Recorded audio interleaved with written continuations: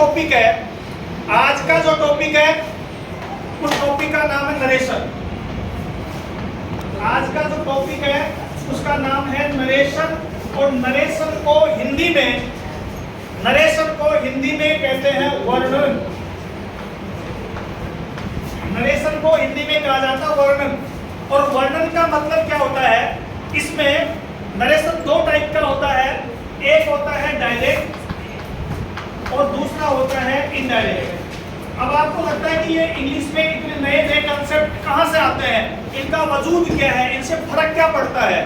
इनसे फर्क ये पड़ता है कि एक बात को आप डायरेक्ट कहें और एक बात आप क्या कहें, इनडायरेक्ट। डायरेक्ट और इनडायरेक्ट कभी भी इसके मीनिंग में, इसके भाव में कोई चेंज नहीं आएगा। केवल चेंज ये आएगा कि आप किसी बात को डायरेक्ट कह रहे हैं और एक किसी बात को क्या कह रहे हैं, इनडायरेक्ट कह रहे हैं। बात समझ में आ रही है? तो नरेशन का डेफिनेशन क्या होता है? नरेशन का डेफिनेशन होता है the art of speaking by narrative. Narrative the art of speaking by narrative. Narrate करने वाला। अब यहां पर मैं नरेट कर रहा हूं, कल आपको नरेट करना पड़ सकता है किसी बात को। तो जो नरेटिव है उसकी जो आर्ट ऑफ स्पीकिंग है, बोलने की कला है, उसको नरेशन कहा जाता है। आपने देखा होगा बहुत बड़े बड़े स्पीकर होते हैं, स्पीकर यानी जो मन से बोलते हैं। कुछ व्यक्ति अभी एक सोनू शर्मा नामक व्यक्ति है, आपने कभी अगर यूट्यूब पे वीडियो देखा हो तो सोनू शर्मा जो है वो खुद कहते हैं कि मैं एक एवरेज स्टूडेंट था, बैक बेंचर था, लेकिन आज मोटिवेशनल स्पीकर में सबसे अच्छे स्पीकर हैं और लाखों रुपए कमा रहे हैं, बोलने के लाखों रुपए कमा रहे हैं। तो इसका मतलब क्या हुआ कि उनकी जो बोलने की वो बात आप भी रट के बोल सकते हैं, लेकिन बोलने का तरीका क्या है कि एक तो अच्छे शब्दों का प्रयोग करें और एक उस व्यक्ति को इंप्रेसिव करें। जो आपके सामने जो बात को सुन रहा है उसको इंप्रेस करना, ये क्या कहलाता है? आपका आर्ट ऑफ स्पीकिंग कहलाता है, बोलने की कला कहती है। समझ में आ गई ना? जैसे हिंदी के अंदर एक होता है श्रुति कटुत्व दोष। हिंदी में कहा जाता है श्रुति कटुत्व दोष। इसका मतलब क्या होता है कि आपको इस प्रकार के शब्दों का उच्चारण नहीं करना चाहिए या प्रयोग नहीं करना चाहिए जो सुनने में कड़वे लगते हैं। बात तो सही है, वो शब्द गलत नहीं है, लेकिन सुनने में गलत लगते हैं। जैसे अभी आप कहो कि मेरे मामा जी आ गए और आप बोलो तो मेरे बाप का साला आ गया।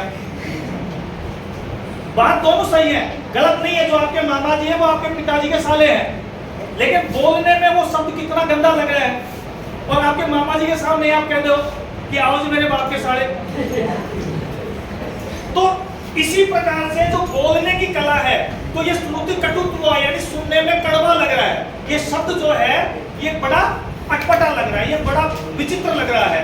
तो आर्ट ऑफ स्पीकिंग तो आपका जब कंपटीशन आप देंगे तो आपको इनडायरेक्ट से डायरेक्ट में भी कन्वर्ट करवाएंगे। अभी आपके लेवल पे डायरेक्ट से इनडायरेक्ट में कन्वर्ट करवाते हैं।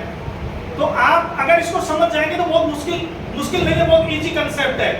तो डायरेक्ट और इनडायरेक्ट में सबसे पहले आप डायरेक्ट को कैसे पहचानेंगे? तो डायरेक्ट जो सेंटेंस होता है उसके दो पार्ट होते हैं। एक पार्ट होता है RV और एक पार्ट होता है RS। शॉर्ट टर्म बता रहा हूँ। RV का मतलब हो गया रिपोर्टेड वर्ब और RS का मतलब हो गया रिपोर्टेड स्पीच। यानी इसमें दो जो सेंटेंस होंगे उसके दो पार्ट होंगे। एक में आपकी जो बोलने वाला व्यक्ति है उसकी वर्ब यूज की जाएगी, एक में वो क्या कह रहा है, उसका सेंटेंस स्टेटमेंट क्या है, स्पीच क्या है, वो आता है। जैसे I said to him, comma inverted comma, ध्यान दें। I said to him, comma inverted comma, you are a lazy boy, inverted comma close. ध्यान दे लें, कोई भी सेंटेंस। अब एक बात तो मैं इजी बता रहा हूं आपको कि डायरेक्ट और इनडायरेक्ट में क्या पहचान है। जैसे मैंने बताया कि इन फ्यूचर आप कंपटीशन देंगे तो आपको ये पता लगाना पहले तो कि डायरेक्ट में है या इनडायरेक्ट में। तो सीधी सी पहचान है कि जो भी सेंटेंस इन्वर्टेड कॉमा में होगा, इन्वर्टेड कॉमा इस प्रकार से होता है, जो भी सेंटेंस इन्वर्टेड कॉमा में होगा वो डायरेक्ट स्पीच होगा, इनडायरेक्ट कभी नहीं होगा। इन्वर्टेड कॉमा में जो कहा जाता है वो डायरेक्ट स्पीच होता है, इनडायरेक्ट नहीं होगा। क्लियर है? Yes sir. इसमें दो पार्ट होते हैं, ये जो पार्ट है इसको बोला जाता है आरबी, यानी इन्वर्टेड कॉमास के जो बाहर का हिस्सा है उसको बोला जाता है आरबी रिपोर्टेड वर्ब, और ये जो पार्ट होता है ये होता है रिपोर्टेड स्पीच, यानी मैंने उसे कहा। तो यहाँ पर मैंने क्या क्या किया, तो जो वर्ब है, वर्ब क्या होता है, the action of noun and pronoun, action of noun and pronoun, noun और प्रोनाउन के माध्यम से जो एक्शन किया जाता है वो वर्ब कहलाती है। मैं बोल रहा हूँ, मेरी बोलना क्रिया, आप सुन रहे हैं सुनना क्रिया, बैठे बैठना क्रिया है, आप राइट कर रहे हैं राइटिंग आपकी क्रिया है। तो यहाँ पर मैंने उसको कहा, तो यहाँ बोलना जो है वो क्या है, वर्ब है, क्रिया है। बात समझ में आ गई? और ये बहुत ज्यादा यूजफुल है। अगर आप सेंटेंस में सब्जेक्ट को, वर्ब को और ऑब्जेक्ट को पहचान लोगे तो एक्टिव पैसिव वॉइस बहुत इजी हो जाएगा। तीन चीज, सब्जेक्ट, वर्ब और ऑब्जेक्ट, नेक्स्ट में हम डिस्कस करेंगे। अब उसने क्या कहा, उसने ये कहा कि you are a lazy boy, कि आप बड़े लेजी हो, आलसी हो। उसने कहा कि आप बड़े आलसी हो। बात समझ में आ गई? तो ये उसका स्टेटमेंट है। अब कई बच्चों को ये लग रहा होगा कि ये क्या होगा, ऐसा नहीं होता। आप इस सेंटेंस को इस प्रकार से भी फ्रेम कर सकते हैं, comma, inverted comma, you are a lazy boy, I said to him। यानी जरूरी नहीं है कि आप समझो कि जो पहली आगे सबसे आगे लिखा वो आरबी होता है और जो बाद में लिखा होता है वो आरएस होता है, ऐसा नहीं होता है। जो इन्वर्टेड कॉमा में होगा वो आरएस होगा। बात समझ में आ रही है? और जो इन्वर्टेड कॉमा से बाहर होगा वो क्या होगा, आरबी। अब देखो इसमें इन्वर्टेड कॉमा से में अंदर ये है तो ये क्या कहलाएगा आपका, आरएस। ये रिपोर्टेड स्पीच कहलाएगा। और ये क्या कहलाएगा आपका, आरबी। ये क्या कहलाएगा, आरबी। बिल्कुल, मैं बेसिक से बता रहा हूं आपको और 100% आपको समझ में आएगा। अभी हम रूल्स पे नहीं चले हैं, लेकिन बेसिक ये पता होना चाहिए। मैं बार बार बोलूंगा कि आरबी, आरएस, आरबी, आरएस, तो आपको ये पता होना चाहिए कि आरबी क्या है और आरएस क्या है। क्लियर है? तो ये दिमाग में बिल्कुल रखना कि पहले जो आएगा वो आरबी नहीं होता है, जो इन्वर्टेड कॉमास में होता है वो आरएस होता है, रिपोर्टेड स्पीच होता है, और जो इन्वर्टेड कॉमास से बाहर होता है वो आरबी होता है। ठीक है? अब इसके बाद हम सबसे पहले जो रूल बताएंगे वो हम चालू करेंगे आरबी से, यानी change in reported speech RB. Change in RB. RB में क्या क्या चेंज होता है, आरबी में क्या क्या चेंज होता है, तो आप ध्यान से देख लेना। आरबी में तीन चीज होती है, ये सब्जेक्ट होता है, वर्ब होता है और ऑब्जेक्ट होगा। आरबी में तीन चीज पाई जाएंगी, सब्जेक्ट, वर्ब और ऑब्जेक्ट। जरूरी नहीं ऑब्जेक्ट हो, लेकिन सब्जेक्ट और वर्ब जरूर होगी। ऐसा भी हो सकता है कि आई सेड टू हिम नहीं हो, केवल हो सकता है आई सेड, सेंटेंस हो सकता है आई सेड। तो इसमें क्या नहीं है, ऑब्जेक्ट नहीं है। इसमें क्या नहीं है, ऑब्जेक्ट नहीं है, केवल सब्जेक्ट और वर्ब है।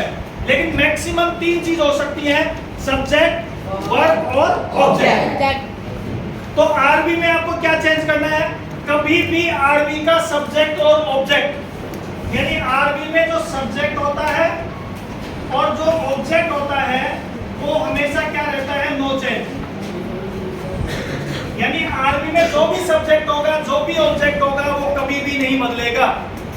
इसका मतलब यह हुआ कि आई की जगह आई रहेगा, हिम की जगह हिम रहेगा। बात समझ में आ गई? आरबी का सब्जेक्ट और ऑब्जेक्ट कभी भी नहीं बदलता है। आपको लग रहा होगा इसमें कि बड़ा सेंटेंस है, इसमें कैसे कैसे बदलेगा, वो छोटी छोटी चीजें हैं।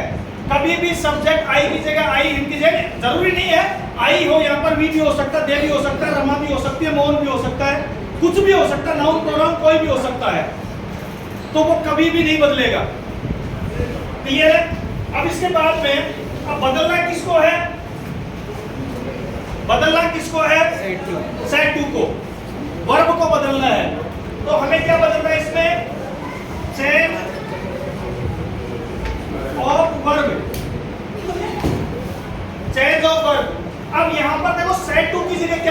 सकता है। सेड टू की जगह आ सकता है सेड टू,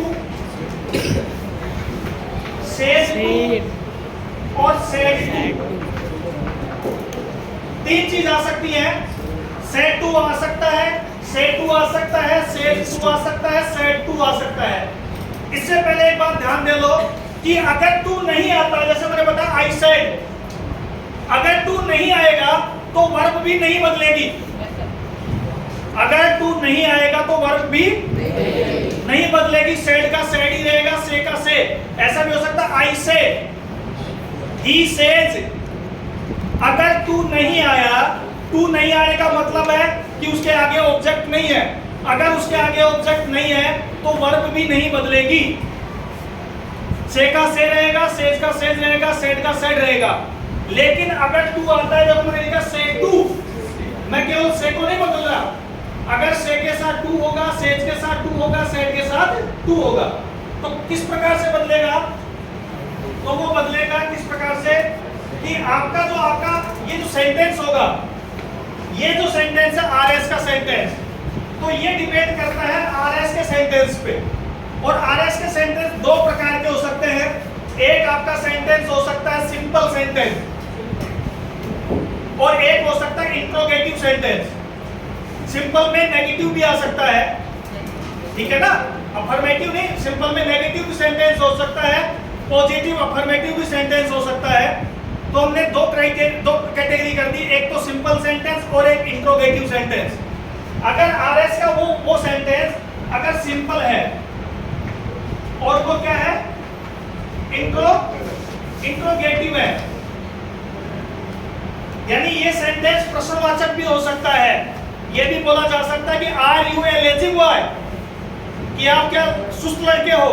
इसको इंट्रोगेटिव भी कर सकते हैं, और इंट्रोगेटिव होगा तो लास्ट में क्या आएगा, साइन ऑफ इंट्रोगेशन, प्रश्नवाचक चिन्ह आएगा। बात समझ आ रही है?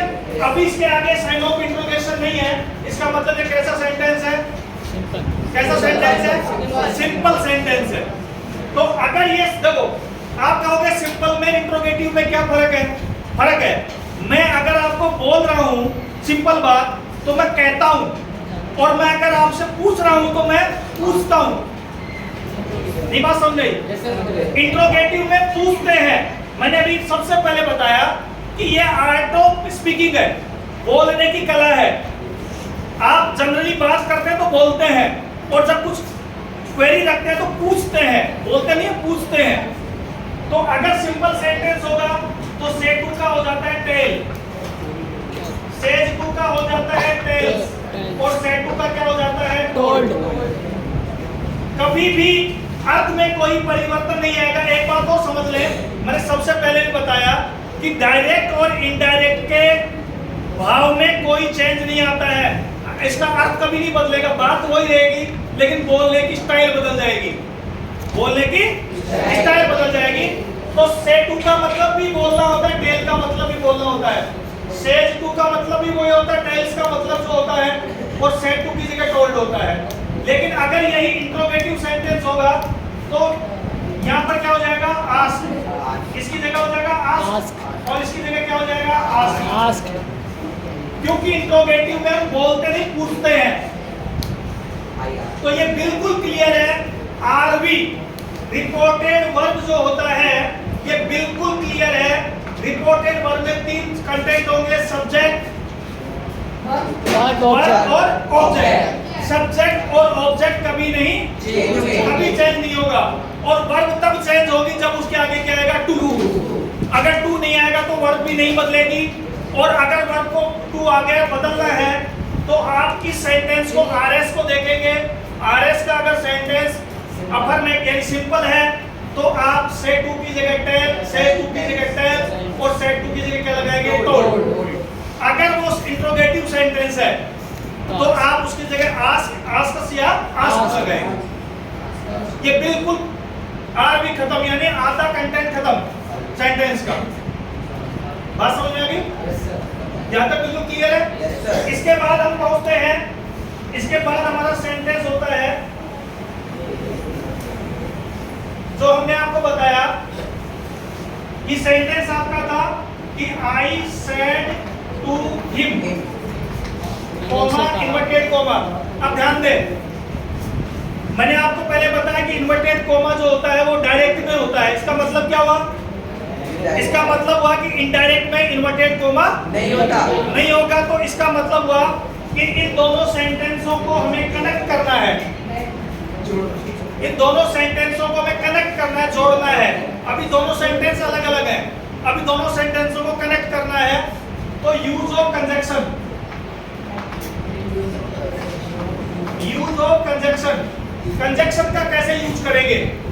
यानी इन दोनों सेंटेंसों को आप कोमा और इन्वर्टेड कोमा हटा देंगे अगर आप इनडायरेक्ट स्पीच में इसको कन्वर्ट कर रहे हैं तो यूज ऑफ कंजक्शन, कंजक्शन का यूज कैसे करेंगे? वही बात है, यूज ऑफ कंजक्शन में आपको इस सेंटेंस को देखना होगा। कौन से को? RS को, रिपोर्टेड स्पीच को, जो उसने बोला उसको देखना पड़ेगा। और अभी मैंने दो बात पहले क्या देखना होगा, सिंपल या इंट्रोगेटिव। सिंपल या अगर सेंटेंस आपका सिंपल है तो आप कंजक्शन लगाएंगे दैट, यानी दोनों सेंटेंसों को किसे जोड़ोगे? दैट से। ये सेंटेंस अभी आपका सिंपल है तो आप दोनों इसके बीच में क्या हो जाएगा? I told him, I told him that. यहां तक क्लियर हो रहा है? आई की जगह जाएगा, सेड टू की जगह मैंने बताया टोल्ड होगा, क्योंकि ये सिंपल सेंटेंस है। हिम फिर बीच में क्या आ जाएगा? That. I told him that. बात समझ आ गई? इसके बाद हम आगे चेंज करेंगे। I told him that simple sentence है। अगर यही सेंटेंस इंट्रोगेटिव हो, इंट्रोगेटिव का मतलब है सेंटेंस हो कि are you an lazy boy. अगर ये सेंटेंस आगे आई सेड टू हिम के बाद ऐसा सेंटेंस होता, यानी ये इंट्रोगेटिव होता, तो इसमें लगता इफ या वेदर। तो आप इफ याद रख लें, इफ या वेदर। इफ लगा दो या वेदर लगा दो, दोनों सही है। इफ। लेकिन अगर ये सेंटेंस WH वर्ड होता है, WH वर्ड का मतलब होता है कि वो सेंटेंस जो W और H से what, why, whom, who, where, when, how इनसे शुरू होता है, WH से शुरू होता है, WH फैमिली बोलते हैं इनको। इनसे अगर शुरू होता है तो क्या लगाएंगे? Why are you lazy boy? आप सुस्त लड़के क्यों हैं? ये WH से स्टार्ट हो रहा है। बात समझ में आ गई? अगर WH वर्ड से स्टार्ट है, WH वर्ड से स्टार्ट है, तो यहाँ पर कुछ नहीं लगाएंगे, नन, NON मत लिख देना, कुछ नहीं लगाएंगे। यानी इन दोनों के बीच में कोई कंजक्शन नहीं लगेगा, कोई कनेक्टिव नहीं होगा। समझ ले, फिर समझ ले। अगर सिंपल सेंटेंस है तो क्या लगाया जाता है? दैट। अगर इंट्रोगेटिव है तो क्या लगाया जाता है? इफ। और अगर WH वर्ड होता है तो कुछ नहीं लगाया जाएगा, कुछ नहीं लगाया जाएगा, वैसा का वैसा रहेगा। अब हम पहुंच गए यहाँ तक, अब हम पहुंच गए यहाँ तक। यानी हमने चेंज ऑफ आरबी समझ लिया, चेंज ऑफ वो यूज ऑफ कंजक्शन समझ लिया। मैं फिर अब तक का रिकॉल कर देता हूँ। आरबी में सब्जेक्ट, वर्ब, ऑब्जेक्ट, सब्जेक्ट और ऑब्जेक्ट कभी नहीं बदलता। अगर वर्ब के बाद टू नहीं है तो वर्ब नहीं बदलता। अगर टू होगा तो सिंपल सेंटेंस है तो टेल, टेल्स या टोल्ड होगा। अगर इंट्रोगेटिव है तो आस्क, आस्क्स या आस्क्ड होगा। अब आप एक बात पूछ सकते हैं कि अभी आपने इंट्रोगेटिव बताया था, हमने WH वर्ड भी बता दिया। आप ध्यान दे ले, WH वर्ड होता है तो भी लास्ट में साइन ऑफ इंट्रोगेशन आता है। तो जो अगर WH वर्ड है तो भी वो सेंटेंस जो है इंट्रोगेटिव होता है, तो वहां पर आपको आस्क, आस्क्स या आस्क्ड का प्रयोग करना पड़ेगा। ठीक है? लेकिन अगर कंजक्शन में है तो सिंपल सेंटेंस में दैट और उसके बाद में उसमें क्या लगाएंगे?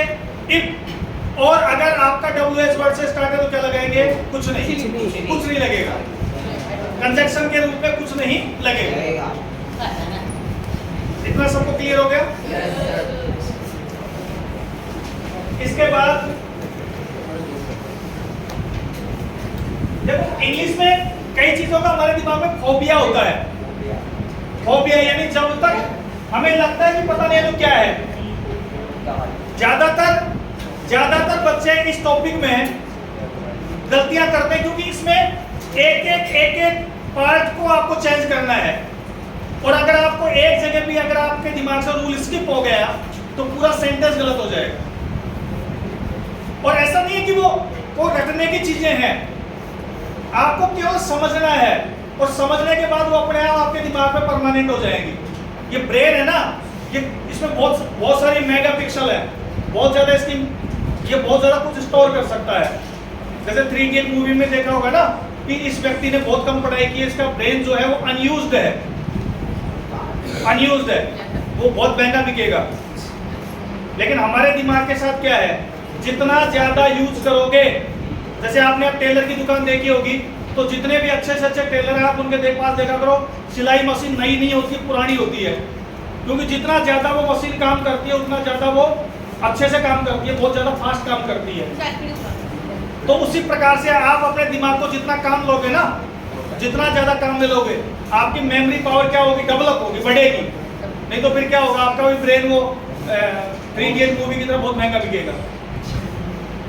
नहीं समझ बात, समझ में आ रहा है ना?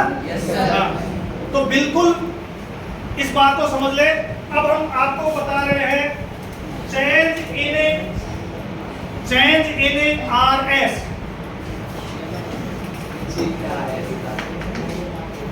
चेंज इन RS, इसको थोड़ा सा जो पहला कंटेंट है, जैसे मैंने आप बताया था कि I said to him, you are a lazy boy। दूसरा सेंटेंस यहां मैं लिख देता हूं कि I said to him, you write a letter।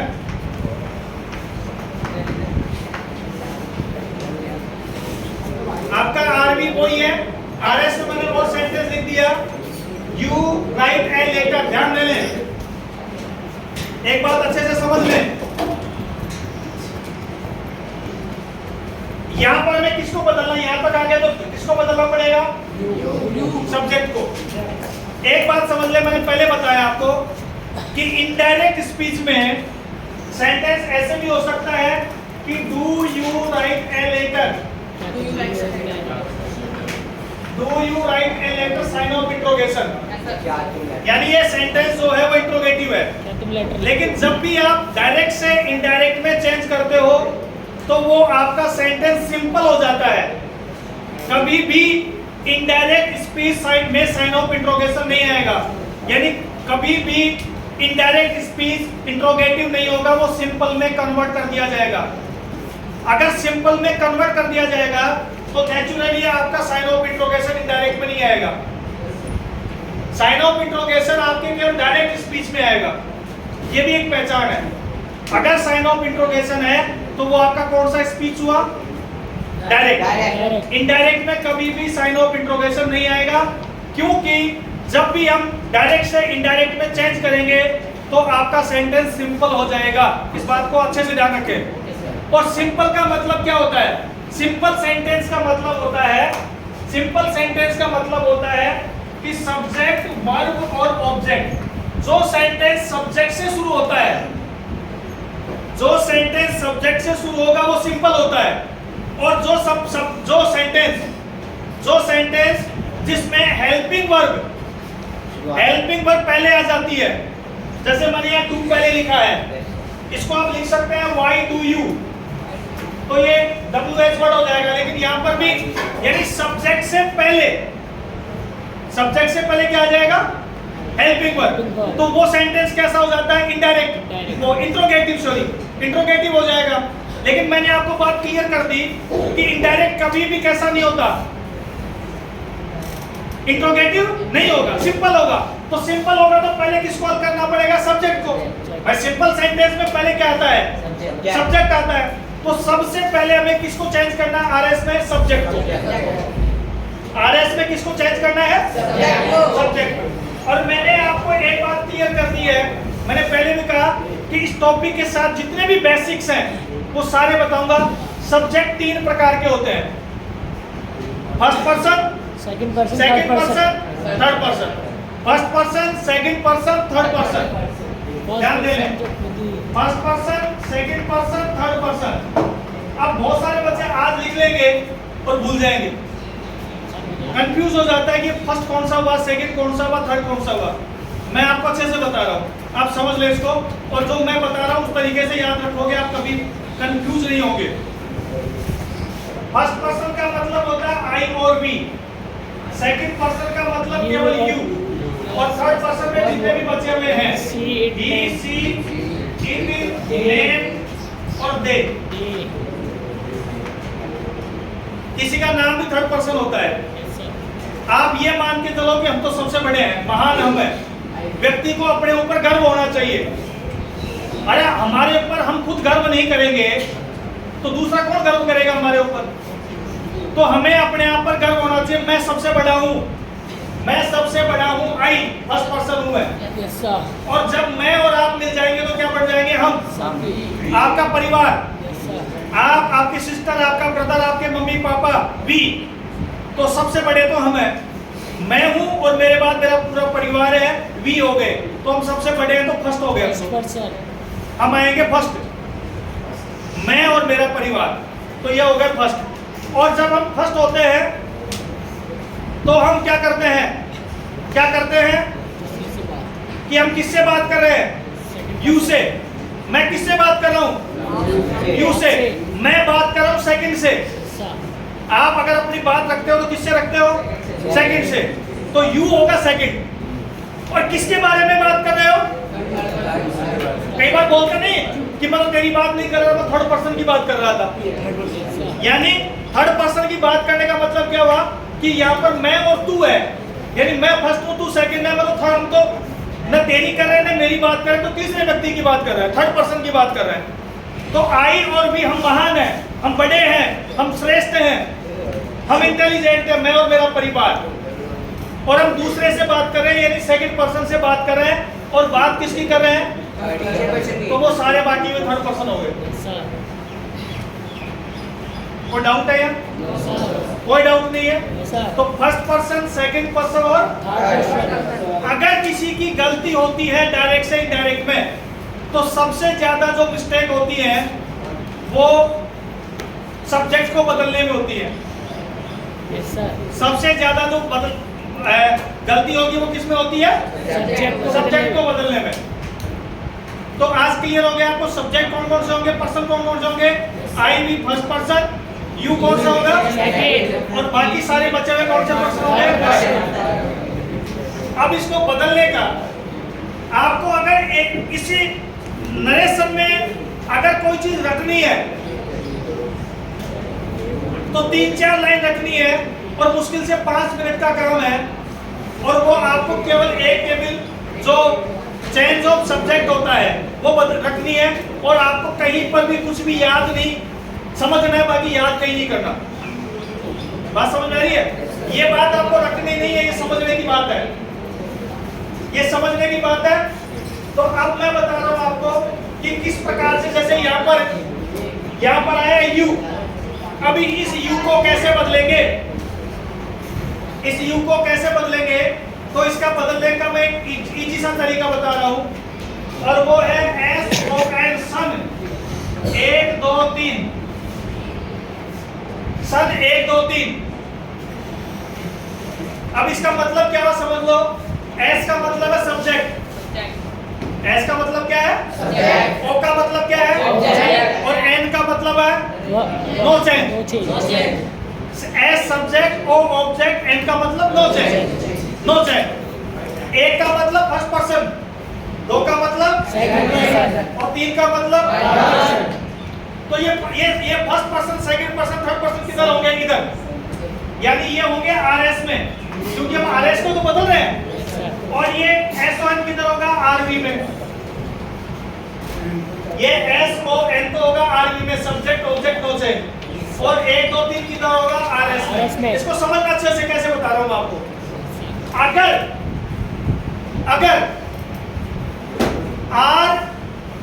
RS में फर्स्ट पर्सन होगा, यानी आई और भी कहीं पर आ जाएगा, तो उसको किसके अनुसार बदला जाएगा?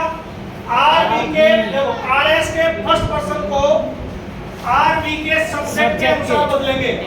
यानी अगर इसमें कहीं पर भी आई भी आता है तो उसको हम बदलेंगे इसके अनुसार, इसके अनुसार। अगर इसमें कहीं भी सेकंड पर्सन आता है, यानी जैसे यू सेकंड पर्सन है, तो इसको किसके अनुसार बदला जाएगा? यानी इस हिम के अनुसार बदलेंगे। यहाँ पर जो ऑब्जेक्ट लिखा होगा उसके अनुसार बदला जाएगा। और अगर फिर समझ लें आर एस में फर्स्ट पर्सन, मैं पहले कह रहा हूं उस बात को अच्छे से दिमाग में बिठा लें। आर एस में आर एस का मतलब ये, अगर इसमें कहीं पर आई और वी है तो वो बदला जाएगा किसके अनुसार?